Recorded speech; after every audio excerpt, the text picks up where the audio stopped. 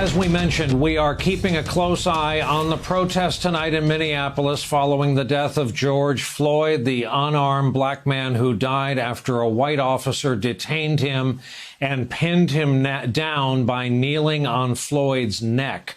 4 officers have been fired from the force, but today the city's mayor called for criminal charges against the officer involved. Protests have also broken out in Los Angeles late today over Floyd's death. Demonstrators could be seen damaging a California Highway Patrol cruiser on the freeway after one demonstrator had climbed onto a CHP cruiser, had fallen off, and was subsequently knocked unconscious. Now, back to the situation in Minneapolis. George Floyd's sister spoke with Lawrence O'Donnell earlier tonight. I don't know because I was not there, but hearing the stories of what happened, he gave y'all no reason to do what y'all did to him. He gave y'all no reason. They murdered my brother, and they're going to pay through the courts. As we mentioned, the streets of Minneapolis got more violent as darkness fell tonight, with police using non-lethal weapons and flashbang grenades to disperse the crowds.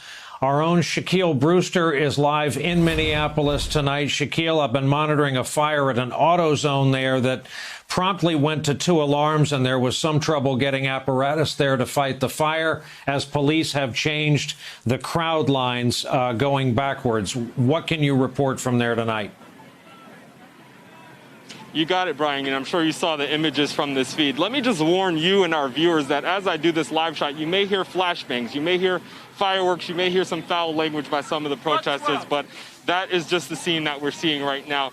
What you have is an angry reaction. For some, it's an angry reaction to what they consider and have called a senseless death, another senseless police-involved death of a black man. But for others, they're openly saying this is an opportunity. They're exploiting an opportunity to an open wound that you see in the community. Let me let you look around a little bit. The police line is back there. You see the front line of protesters there. In the distance, that's the AutoZone. That's the AutoZone that was on fire.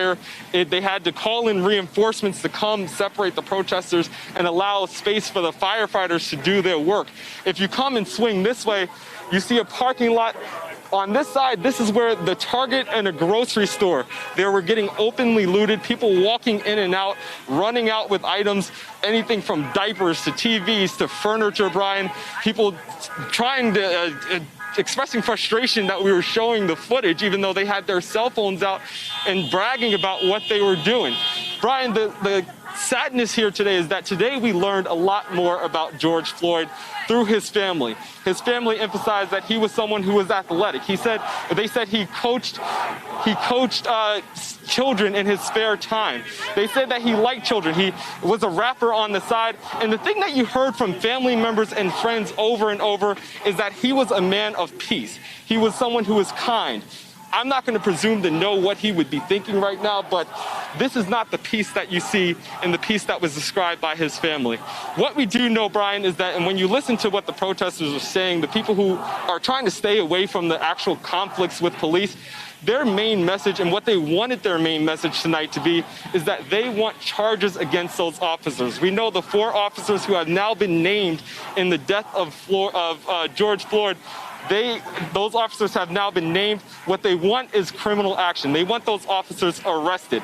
That's a message that's being echoed by the mayor of Minneapolis. That's a message that you're hearing being echoed by officials here. The problem is it's simply not happening fast enough for these protesters and fast enough for the people who want to see action immediately. Brian? Shaquille Brewster, thank you for that report. You take care of yourself and our crew. Certainly, for people who may know the city of Minneapolis, all of this is taking place along the Late Street corridor there.